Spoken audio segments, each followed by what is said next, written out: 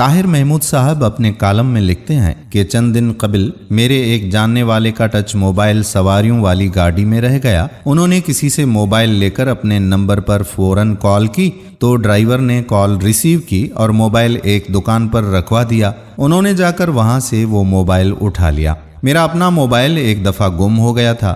دوسرے نمبر سے کال کی تو ایک بندے نے کال ریسیو کی اور جگہ بتائی، وہاں جا کر ان سے موبائل وصول کر لیا۔ تقریباً 20 سال پہلے کی بات ہے کہ 12-13 سال کے 3 بچوں کو کھیلتے ہوئے ایک انگوٹھی ملی۔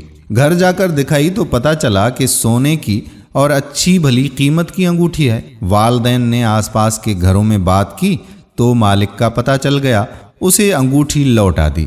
وہ بچے میں اور میرے 2 کزنز تھے۔ 13 سال قبل کی بات ہے کہ میرا کمپیوٹر کا کچھ سامان رکشے میں رہ گیا۔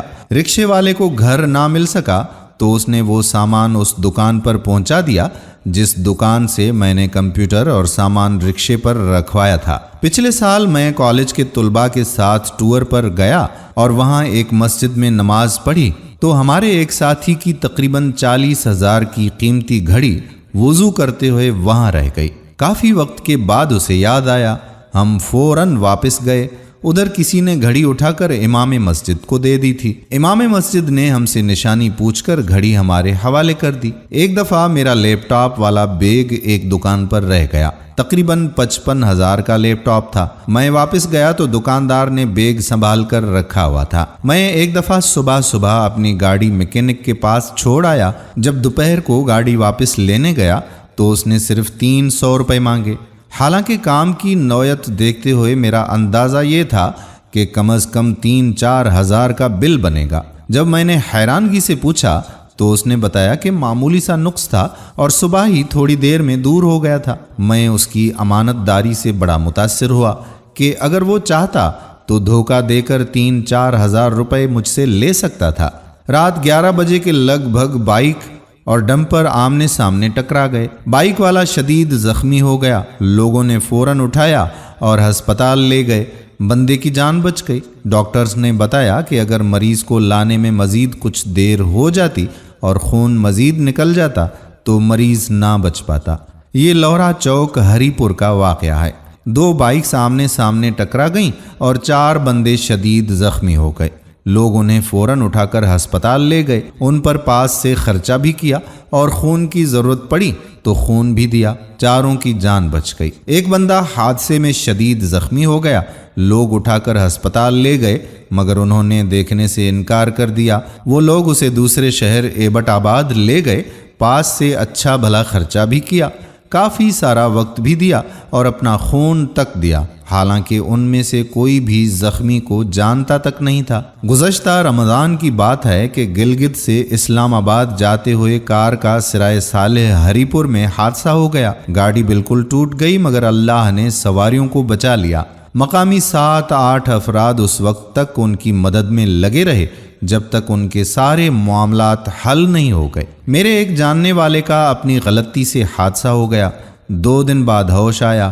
ڈاکٹروں نے بتایا کہ آپ کو کچھ لوگ بر وقت ہسپتال لے آئے تھے اور آپ کے علاج کے لیے 20,000 روپے بھی دے گئے۔ میرے جاننے والے کی بعد میں اپنے ان محسنوں سے کبھی بھی ملاقات تک نہیں ہوئی۔ بائک گاڑی سے ٹکرا گئی۔ گاڑی والے کی کوئی غلطی بھی نہیں تھی مگر اس نے اپنی قیمتی گاڑی ادھر ہی چھوڑ دی اور بائک والے کو دوسری گاڑی میں ڈال کر ہسپتال لے گیا۔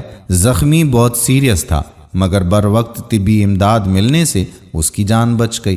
اسے تقریباً 10 دن بعد ہوش آیا۔ اس دوران گاڑی والا بندہ مسلسل اس کے ساتھ رہا اور اس کا لاکھوں روپے کا خرچہ بھی برداشت کیا، حالانکہ اس بیچارے کی کسی قسم کی کوئی غلطی بھی نہیں تھی اور نہ ہی کسی نے انہیں ایسا کرنے پر مجبور کیا تھا۔ انہوں نے یہ سب کچھ محض انسانی ہمدردی کے لیے کیا۔ یقین مانیں کہ یہ ان ہزاروں میں سے صرف چند واقعات ہیں جن سے میں خود ذاتی طور پر واقف ہوں۔ ایسے سینکڑوں واقعات پاکستان میں روزانہ رونما ہوتے ہیں مگر ان کو کبھی بھی نمایاں نہیں کیا جاتا، ان کی کوئی کوریج بھی نہیں ہوتی۔ اس کی وجہ یہ ہے کہ ہم اور ہمارا میڈیا صرف منفی چیزوں کو دیکھنے، سننے اور بولنے کے اتنے عادی ہو چکے ہیں کہ ہمیں مثبت میں بھی منفی نظر آنے لگتا ہے۔ ہمارے میڈیا نے عوام کے صرف منفی پہلو کو دکھا دکھا کر لوگوں کے دل و دماغ میں منفیت ہی بھر دیا ہے، لہٰذا ہم ہر چیز کو اسی منفیت کی عینک سے دیکھتے ہیں اور دنیا بھی یہی سمجھتی ہے کہ یہ ہر خوبی سے محروم قوم ہے، حالانکہ جتنا دوسروں کی مدد کا جذبہ اس قوم میں ہے شاید ہی کسی دوسری قوم میں ہو۔ بس انہیں شعور دلانے، حوصلہ افزائی کرنے اور صحیح رخ پر چلانے کی ضرورت ہے۔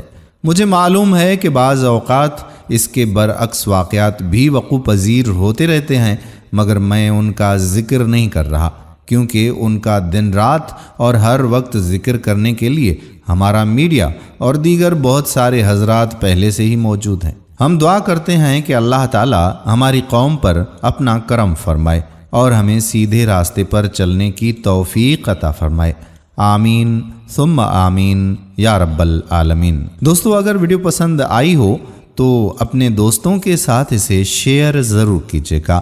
آنے والی ویڈیو تک اپنے میزبان قادر بخش کلہوڑو کو اجازت دیجیے۔ اللہ حافظ۔